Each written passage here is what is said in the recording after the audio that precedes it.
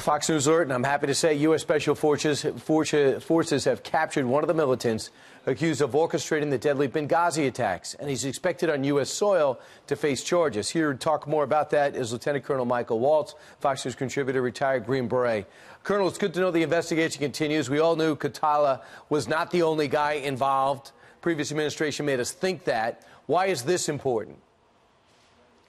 Well, it's important for a couple of reasons. One, taking down Mustafa al-Imam, and they did it, the SEALs went in and did it in a snatch and grab operation rather than an operation that would have been much easier in terms of a drone strike. One, they can get him out on a ship and they can interrogate him. Two, they can snatch up anything that was around him in terms of laptops or hard drives or any other type of evidence to take down the rest of the cell that was responsible for Benghazi. And three, it sends a message around the world that you can run, but you can't hide. So this president has said we're taking the gloves off. He means it. And we're seeing, as we've talked before, we have special operators in 60 to 80 countries around the world prosecuting this war on terror. Yeah, good. I just wish he was steaming to Gitmo, where we might be able to get have a little bit more control than our court system, where we get people like Moussaoui who make proclamations and declarations and often get their chance to scream their mantras in court that the whole world gets to see.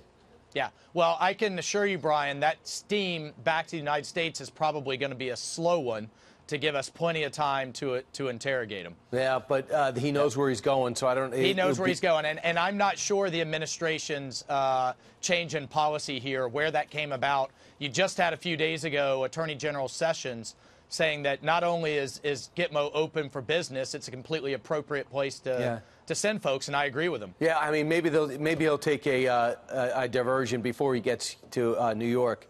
Okay, now let's talk about Bo Bergdahl. Yesterday, kind of a surprise, he came out and said, I made a horrible mistake. Saying I'm sorry is not enough. He sees how injured people got in hunting for him. He said, I was trying to do something good and it turned out bad. And he went on to say what you're seeing right there. You actually led expeditions to go find him. That's right. How do you feel about it? Well, listen, I'm glad he's finally manning up, frankly, and taking some responsibility for all of the harm that he caused. But that still doesn't take away the need for accountability. And I want to see him stripped of all rights as a veteran and a POW, and I'd still like to see life sentence. The people that he harmed and the people that died looking for him don't get their lives back and don't get their limbs back. One of the sergeants that testified or came to court cannot testify. His wife had to speak on his behalf because from his head wound, he can't speak at all the rest of his life. Sergeant, that's Sergeant Mark Allen. And I don't know what's going on, but he's also not speaking to his family. The word was that his dad gave him the advice just to leave and left that note and left camp. I don't know if that matters at all.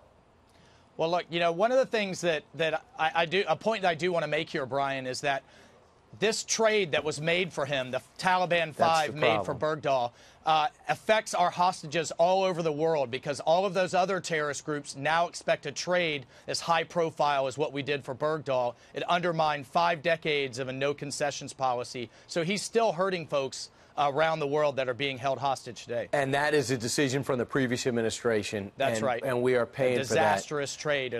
We're still paying for it. Right. Good point. Lieutenant Colonel Michael Waltz, thanks so much.